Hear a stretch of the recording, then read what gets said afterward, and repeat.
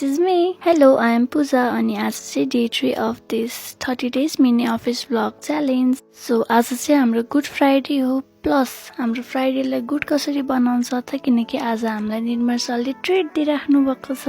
So सबैभन्दा पहिला चाहिँ म रिस्ता मिस मिलेर चाहिँ हाम्रो साइडको बिग मार्टमा गयौँ अनि सबैजनाको लागि आइसक्रिम करेन्ट अनि एउटा लेस लिएर आएको थियौँ. एन्ड यो चाहिँ एकदमै राम्रो रिफ्रेसमेन्ट भएको थियो. लाइक बिहान पुग्ने बित्तिकै काम गरेर आएको थियौँ अनि 12 बजीतिर हामीहरू गयौँ बिग मार्ट सामानहरू ल्यायौँ. 3 बजीतिर चाहिँ खाजा थियो. आज चाहिँ हामीले फ्रुट्सहरू थियो अनि स्प्राइट अलि लाइट छ हामी सबैजनाले त्यतिले पुग्दैन अनि अझै के खाने भन्ने भयो अनि हाम्रो मेन्युमा चाहिँ टिपटप आयो. ओके समोसा खाऊँ न त.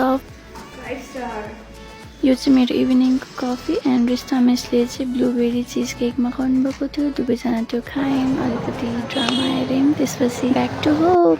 By bye. अनि यस्तो दामी भ्यू थियो नि. वाउ.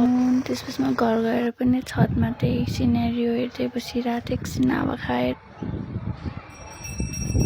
आजको लागि यति नै. By by.